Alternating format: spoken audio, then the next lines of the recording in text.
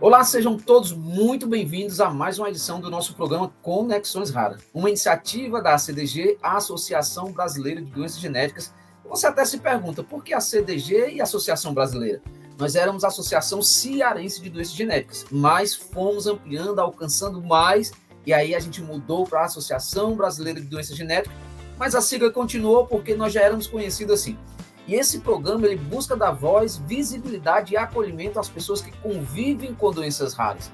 Eu sou Lindenberg Salmito, pai de uma criança com condição rara, ativista da causa e diretor da Associação Cearense de Distrofia Muscular. É sempre uma honra estar com vocês em encontros que tocam temas tão importantes e sensíveis. Hoje nós vamos falar um pouco sobre o aspecto que nem sempre é visível, mas que pesa muito na vida dos pacientes com as condições raras. Nós estamos falando de saúde mental. E o tema desse programa hoje é porfiria, aspectos psicológicos e saúde mental. E para isso temos a alegria de receber uma profissional extremamente sensível e preparada, a psicóloga Maristela Assad. Ela tem uma larga experiência com pacientes com condições genéticas e raras, incluindo a porfiria. Antes de apresentar a nossa convidada oficialmente, eu quero agradecer ao nosso patrocinador do programa Conexões Raras. Esse programa ele acontece justamente pelo incentivo, pelo patrocínio dessa grande empresa chamada Alnylam. Eles têm nos apoiado e nos ajudado nessa condição a transmitir informação, o cuidado e a conscientização sobre as doenças raras. E falando da nossa convidada, a Maristela, ela é psicóloga e neuropsicóloga, com especialização em terapia cognitivo-comportamental, análise do comportamento aplicado e neurogenética. Nós já estamos percebendo que esse programa vai ser sensacional. Ela atua com a avaliação neuropsicológica e tem vasta experiência de acompanhamento de pessoas com condições neurológicas, genéticas e doenças raras, como a porfiria. A Maristela também tem um trabalho muito bonito, com aconselhamento genético e escuta qualificada, sempre colocando o emocional no centro do processo. Seja muito bem-vinda ao nosso programa Conexões Raras. Eu quero aqui deixar aberto assim, para a senhora falar primeiro, se apresentar, mostrar para a gente a expectativa, porque para nós é um grande privilégio receber a senhora aqui num assunto, num tema tão necessário para os dias atuais. Bom, vou me apresentar um pouquinho você já falou um pouco da minha profissão. Eu comecei a ter um contato com a porfiria, junto com um geneticista, num projeto que nós tivemos na PAI de Franca. Esse projeto era um projeto de prevenção de doenças raras e seu desenvolvimento. E nesse projeto a gente teve muitos contatos com várias famílias com porfiria. E o interessante da porfiria é que demora um pouquinho ter o acesso a esse diagnóstico, porque ele é confundido com várias outras questões, pensando-se principalmente em questões emocionais. Alguns pacientes são até vistos como problemas psicológicos, ele é evidenciado dessa forma antes de chegar nesse diagnóstico. Foi o que a gente vivenciou muito aqui com algumas famílias que a gente atendeu nesse projeto. Que bacana, né? Que bom saber que tem um projeto voltado para essa área, porque realmente a gente, quando recebe o diagnóstico, eu sempre gosto de falar que o diagnóstico ele nunca é individualizado, sempre é um diagnóstico coletivo, porque afeta toda a família, e aí a gente começa a mudar bastante por conta disso, né? A gente tem essa experiência de viver esse contexto, mas que bom que tenhamos profissionais como a senhora para nos ajudar nesse processo, que não é uma tarefa fácil, essa luta do dia a dia. E aí, mandaram aqui para nós uma série de perguntas para que a gente possa nos envolver com essa questão da condição. Né? A gente vai conversar um pouco, fazer perguntas para entender melhor como a psicologia, né, pode ajudar os pacientes a lidarem com a porfiria e outras condições semelhantes. A primeira pergunta, doutora, que mandaram aqui para a gente é como um diagnóstico de uma doença crônica ou rara, como a porfiria, pode impactar a saúde mental do paciente. Bom, o impacto psicológico, né, do diagnóstico da doença raras, como a porfiria, ela é muito significativa, porque traz muitas questões emocionais. O que pode acontecer? O que vai ser agora? Até porque existem algumas crises que podem impactar a vida da pessoa. Então, assim, esses impactos, né, essa questão do diagnóstico da porfiria, né, o paciente pode trazer uma gama de vivência, reações como negação, medo, culpa, isolamento, ansiedade antecipatória, porque ele ainda não sabe o que vai acontecer e o que espera, né? Porém, existe uma gama de prevenção. Mas vamos pensar, por enquanto, só na prevenção da parte emocional, né? Então, o que a gente precisa fazer, né, nesse diagnóstico? Ajudar a escuta, acolher esse paciente, porque, querendo ou não, a parte da ansiedade, ela pode intensificar e agravar o quadro clínico. Aproveitando que a senhora tocou nesse assunto, a senhora pode trazer para nós alguns sinais, né? Porque, assim, quando a pessoa recebe o diagnóstico, às vezes ela quer maquiar ou esconder ali o que ela está sentindo, e a senhora pode trazer para nós quais são os sinais de um paciente, quais os sinais que ele está desenvolvendo com essa ansiedade ou depressão ou alguma outra doença psicossomática depois que ele recebe um diagnóstico tão difícil? Bom, eu vou só voltar um pouquinho antes de começar o diagnóstico para poder chegar nessa parte. Vou falar da nossa primeira paciente. A nossa primeira paciente, quando ela começou a ter, ela tinha muitas dores, né, abdominais, que é um dos indícios, fazia alguns exames e não encontrava nada. E isso, querendo ou não, foi intensificando a parte psíquica dela, porque cada vez mais foram colocando, evidenciando isso dentro da mente dela, que ela tinha um problema psiquiátrico e não um problema físico. E quando aconteceu a crise, que chegou o diagnóstico, ela passou por todo um processo muito difícil, porque ela teve grandes impactos na sua vida, na sua parte física, e alguns medos dela, alguma ansiedade que foi intensificando, foi até alguns olhares das famílias. Como a família estava olhando, alguns julgamentos até por conta da vivência da pessoa, e isso em vários contextos. Por que da vivência? Porque existem algumas coisas que previnem, né, a crise.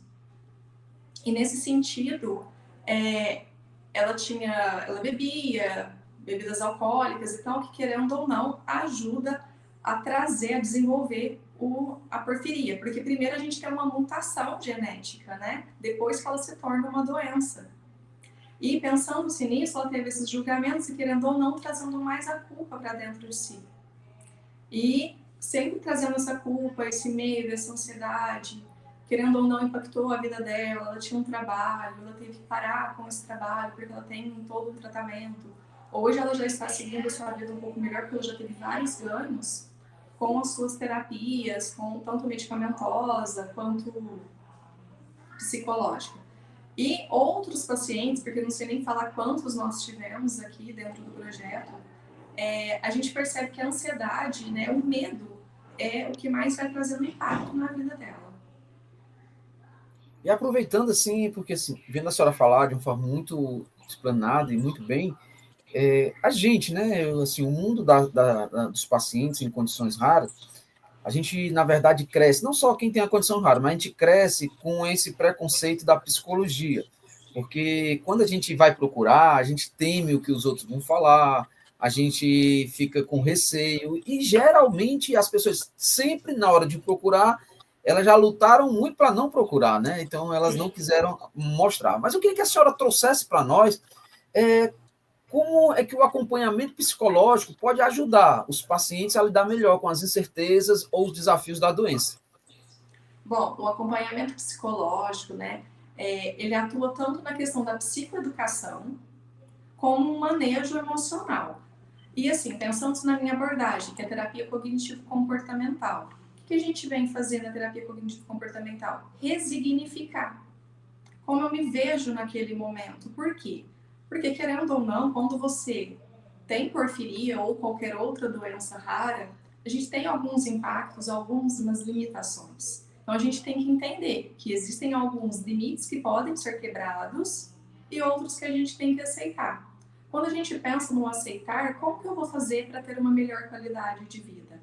E por que é importante a família estar junto? Porque a família pode tanto ter uma superproteção como uma codependência. Se chegar nesse fator, ela atrapalha o desenvolvimento do paciente. E querendo ou não, atrapalha o desenvolvimento da família toda. Então, a psicologia, o tratamento, esse cuidado, ele é muito importante, porque ele vai trazer um acolhimento, uma escuta qualificada, e trazer esse manejo e resignificar essa nova situação, esse novo momento da pessoa. Porque o que a gente pensa dentro da terapia é trazer uma qualidade de vida. Então, o que eu tenho que fazer com esse paciente? Lembrando que, assim, eu falo que o ser humano é um ser único, mas pensando-se em questão de porfiria, ele tem vários medos, porque tem coisas que fogem das suas demandas, da sua rotina, porque tem uma questão também física, não é só uma questão emocional.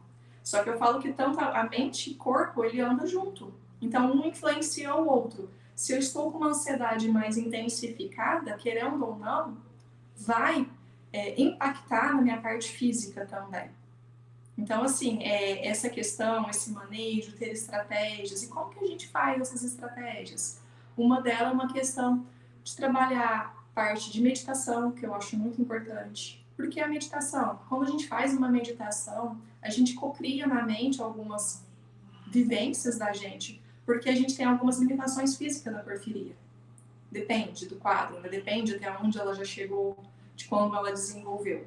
Mas supondo que se ela teve já um impacto muito grande, ela tem que ter essa vivência. Querendo ou não, a gente tem conexões neurais que vai intensificar no nosso corpo e a gente ter umas melhores sensações. Por quê? Porque vai ajudar a liberar alguns hormônios de bem-estar e prazer. A gente ouviu aqui, através da sua fala, logo no começo, que você tocou na questão da família, né? A gente sabe que a família é um ponto de apoio crucial, mas às vezes Sim. também a gente percebe que a família coloca algumas dificuldades e limitações. Até porque, assim, descobrir o diagnóstico, a gente às vezes passa a ter qualidade de vida, ou às vezes, ou sempre, passa a ter qualidade de vida a partir do momento que a família assume, né? Porque há muito essa questão da negação, há muito essa questão de algumas outras dificuldades que a própria família coloca até ela se descobrir que ela precisa entrar nessa nova condição. E aí eu pergunto, né, como orientar os familiares a oferecer um suporte adequado? Bom, como que é um suporte adequado para a família? A primeira questão é aceitação, porque supondo que o paciente teve o diagnóstico, a família também tem que estar aberta a vir até o consultório psicológico, porque, como você disse anteriormente, algumas pessoas têm alguns pensares, né, tem um preconceito com a psicologia, porque a gente ouve várias coisas, não vou no psicólogo por conta disso, aquilo, outro, né, que eu não vou nem falar aqui, senão a gente vai delongar para outros lados. E existe esse preconceito de ir na psicologia, porque traz outros impactos, né? Só que supondo já que a família teve uma aceitação de chegar até ali, primeira coisa é entender o que é porfiria e prevenir, o que fazer para prevenir outras crises. Porque o autoconhecimento ele é muito importante. E entender que a pessoa não é a porfiria, a pessoa é uma pessoa que tem uma doença. A gente tem que diferenciar.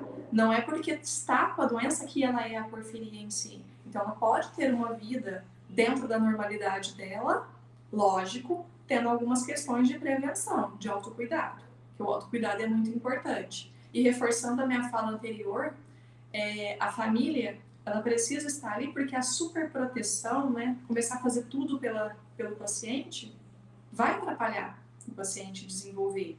Como também deixar ter uma esquiva vai atrapalhar o paciente também de uma outra forma. Então, a família ela tem que estar em conjunto para a gente modular essa condição e falar assim, o que eu posso fazer em questões que são solúveis, que são solucionáveis e que não é solucionável. Né? Por ter esse autocuidado, esse autoconhecimento, esse preparo e ressignificar esse novo momento. E aí, aproveitando, assim, porque tocou no assunto família, mas a gente sabe que o paciente ele tem fases, né? E essa fase, né, criança, como você está falando, a criança, ela geralmente recebe todo esse cuidado, toda essa proteção, só que ela vai crescendo. E ela vai crescendo, vai começando a pensar a vida de uma forma diferente, vai começando a ver alguns desafios que ela vai ter que enfrentar. E chega um momento na vida do paciente, da vida dessa pessoa diagnosticada, que ela também não quer dar muito trabalho para aqueles que convivem ou não quer gerar nelas uma preocupação. Então, ela começa a se preocupar em algo que a senhora tocou aí nessa fala agora, por último, a questão do autocuidado. Eu quero perguntar para a senhora aqui, diante de alguns assuntos que mandaram aqui para a gente, quais as práticas de autocuidado a senhora recomendaria para pacientes que vivem com uma condição de saúde crônica ou rara? Então, até pensando nessa questão do autocuidado, né, inclui quando o paciente precisa pedir ajuda. Ele tem que entender que tem momentos que ele vai pedir ajuda, que ele precisa, né, de pedir ajuda. Até porque nós não somos, o ser humano, a gente não é individual. A gente tem algumas questões individualizadas, só que a gente precisa do outro, né? Desde bebê, como você falou, desde criança a gente precisa. E não é porque é adulto que a gente não precisa dessa ajuda. Então, assim, a gente tem que reconhecer, eu preciso de uma ajuda, eu preciso falar. Tanto por questão emocional, tanto por questão física. Falar, estou sentindo uma dor ou estou sentindo uma ansiedade. Falando uma ansiedade, assim, muito superficial, falando dessa forma, porque, assim, é uma questão muito mais ampla o que eu estou sentindo, né? A gente precisa verbalizar. Muitas vezes a família ela não vai estar preparada para ter essa escuta, mas ela pode ter uma escuta inicial. A família ela pode acolher, ela pode às vezes não saber o que falar, mas acolher a escuta. E assim, como que a gente vai manejar, né? Onde que eu tenho esses limites? Essa questão de apoiar esse envolvimento, né? Então, a adesão do plano terapêutico, né? Ele também vai entrar tanto a parte psicológica, quanto também, às vezes, psiquiátrica, assim. Por mais que eu falei lá que confundido com parte psiquiátrica, mas pode também entrar uma questão medicamentosa para ajudar caso seja necessário. A psicologia, ela tenta não ser necessário a medicação. A gente busca prevenir até a medicação, mas tem casos mais graves que precisa. E ela, em conjunto, ela vai potencializar essa terapia. A gente, ouvindo aqui e diante das dúvidas, né, daqueles que estão nos assistindo e nos ouvindo, porque aqui eles tanto nos assistem pelo YouTube quanto nos escutam pelos canais do Spotify. E aí, a questão, eu vi a senhora tocando nesse assunto, que há uma diferença, né? Embora o diagnóstico venha mexer com o físico e com o emocional, mas ela precisa entender quando é que está agindo com um e quando está agindo com o outro, né? E tem uma pergunta interessante que colocaram algo parecido com esse respeito. Diz assim, como diferenciar quando o sofrimento emocional faz parte do processo de adaptação e quando é necessário buscar essa ajuda do profissional? Durante o período, né, período de adaptação, é esperado um grau de sofrimento, né, psicológico. No entanto, há alguns prejuízos também na parte funcional, né, com sintomas que são persistentes, como pode trazer alguns quadros de pensamentos negativos, ideação suicida, automutilação, uma ansiedade muito intensificada e às vezes até mesmo uma falta de apetite. Assim, pode trazer, né, esses grandes impactos nessa adaptação, porque é um medo muito grande do que pode ocorrer. Até pensando assim, alguns pacientes que vieram aqui, eles tiveram um medo muito grande e têm um medo ainda. Por mais que a gente está no aconselhamento genético, que a gente está trazendo esse cuidado, eles têm medo, mesmo com todo o cuidado, porque eles passaram por uma situação bem difícil, né? Alguns chegaram a entrar em coma, ficaram tempo em coma. Outros chegaram só a ter dores muito fortes. Então, essa adaptação não é simples. Então, ela vai impactando os dois lados, a parte física e a parte emocional. E isso vai se confundindo. Tem hora que não sabe se isso é emocional, se aquilo é físico.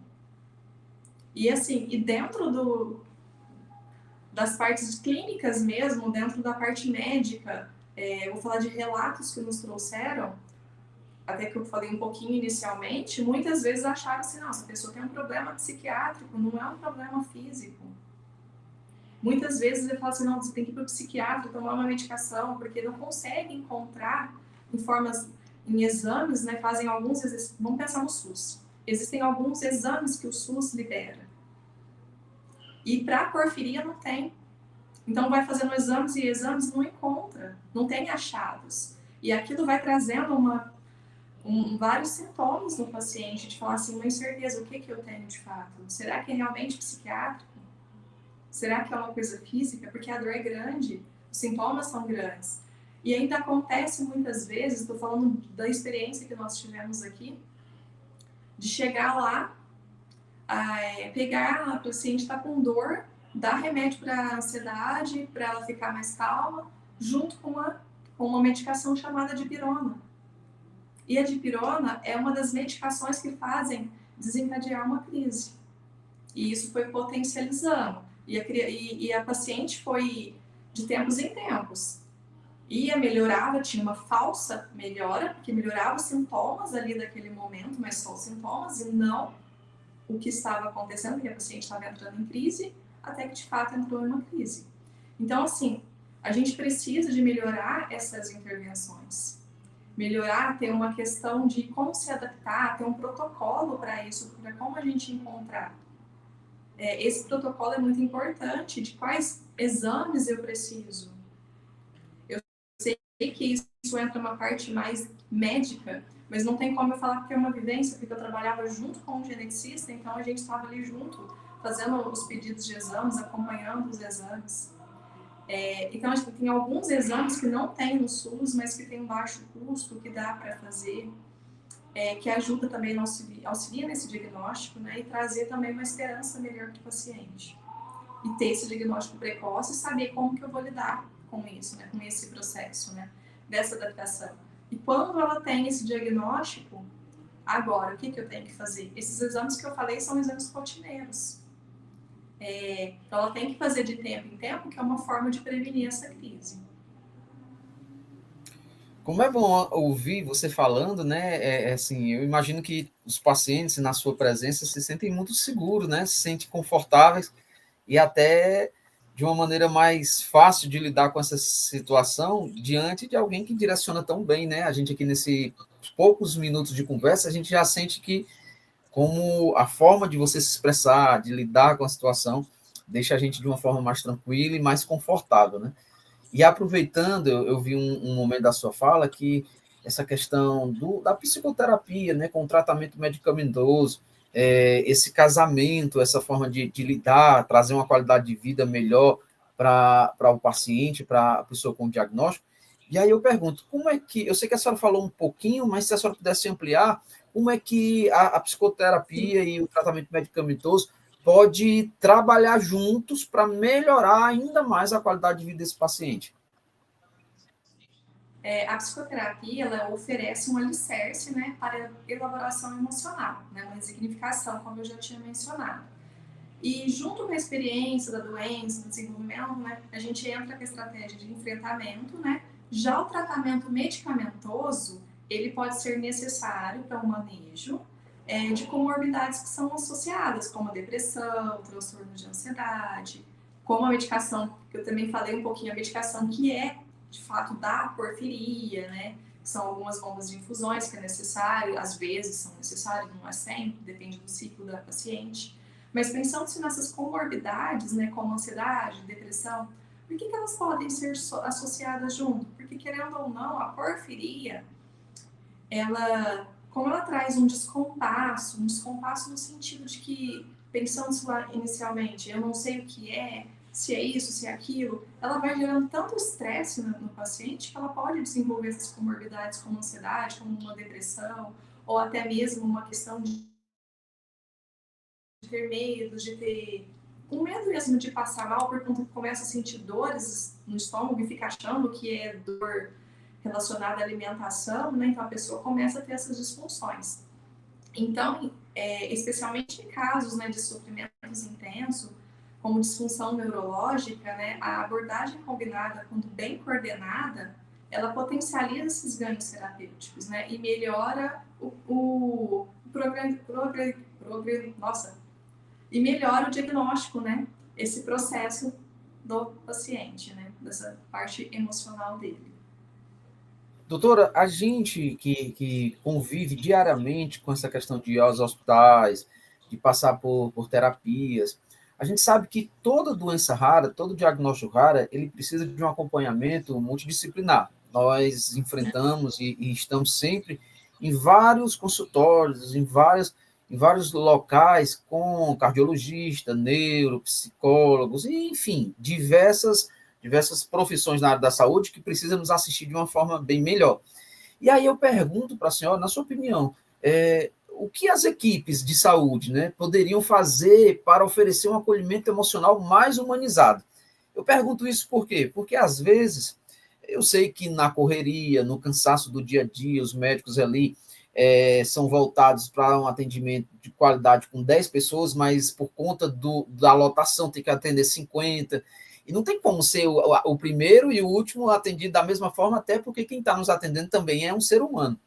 Mas às vezes a gente passa por uma grande dificuldade nessa questão da forma como somos abordados, né? Da forma como é dado um diagnóstico.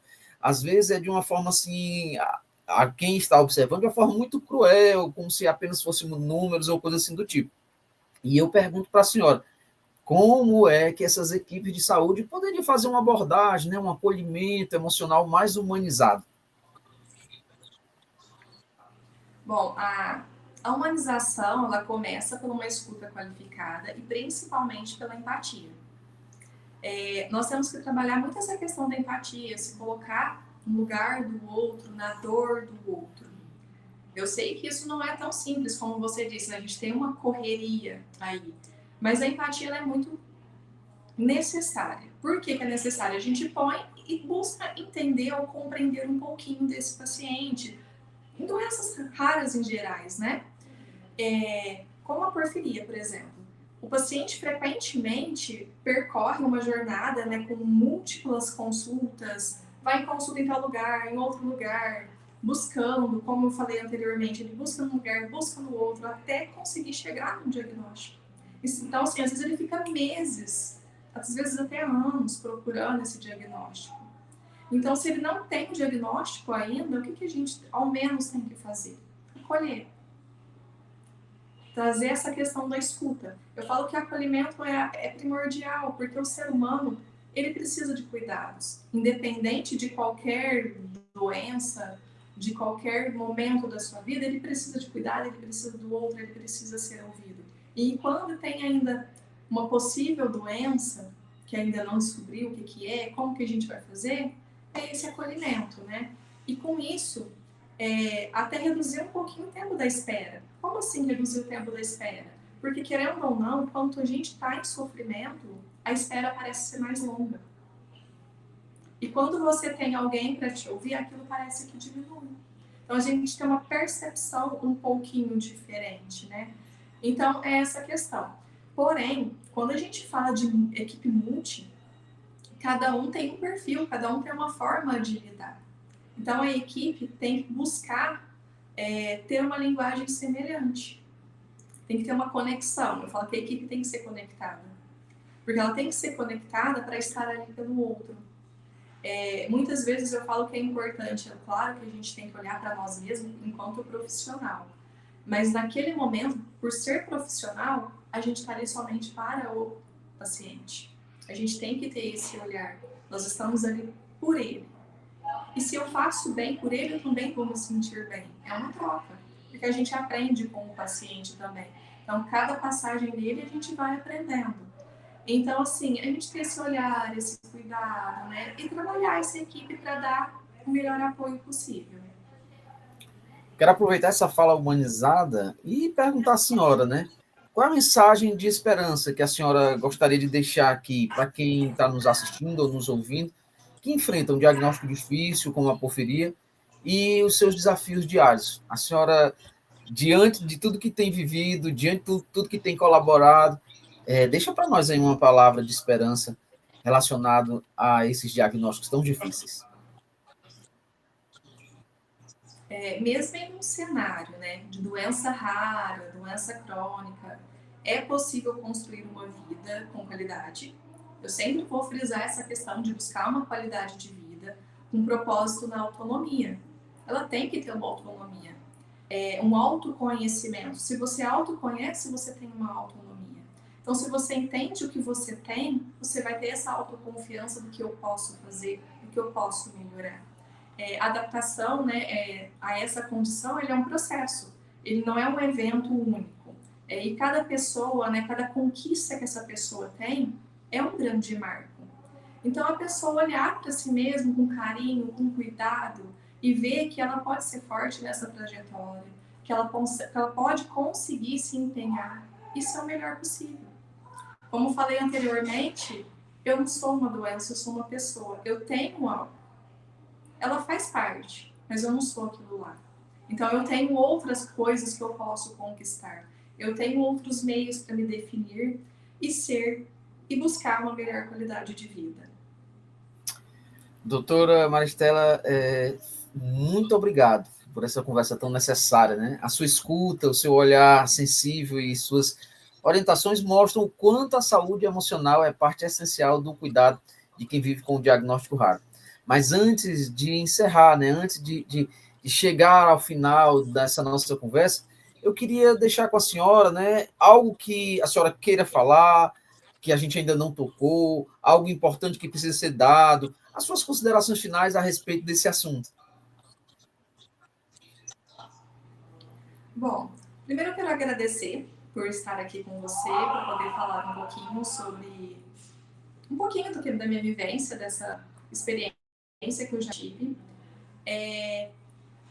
Trabalhar com parte de genética, doenças raras, é uma coisa que eu amo, sou apaixonada por isso. Descobri há pouco tempo não, há quase 3 anos.